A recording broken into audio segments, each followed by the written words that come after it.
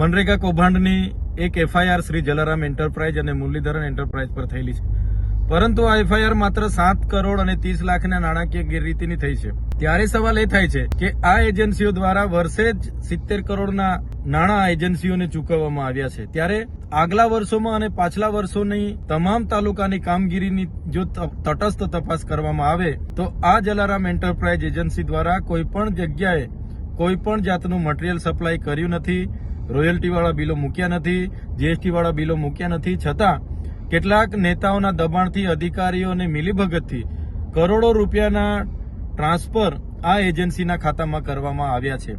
ત્યારે આગલા દિવસોમાં અમે કીધું હતું એમ કે મનરેગા કૌભાંડના માસ્ટર માઇન્ડ કોંગ્રેસના એક દિગ્ગજ નેતા, જૂનાગઢ લોકસભાના ઉમેદવાર હીરા જોટવા છે। આ બંને એજન્સી હીરા જોટવાની છે। એમની સાથે રહેનારા મેનેજર અને સુપરવાઇઝરને પ્રોપ્રાઇટર બનાવીને આ કૌભાંડો થયા છે। નર્મદા જિલ્લામાં પણ આવી જ રીતના 3 વર્ષ 2020-21, 21-22 અને 22-23માં આ જલારામ એન્ટરપ્રાઇઝના એકાઉન્ટમાં 400 કરોડ રૂપિયા જમા કરવામાં આવ્યા છે। એવી રીતના દાહોદ, પંચમહાલ અને છોટાઉદેપુરમાં પણ જમા કરવામાં આવ્યા છે। ત્યારે ભરૂચમાં પણ તટસ્થ તપાસ થાય અને ગમે એવા ચમરબંધી નેતાઓ હોય કે અધિકારીઓ હોય એમને પણ આમાં આરોપી બનાવવામાં આવે એવી અમારી માંગણી છે।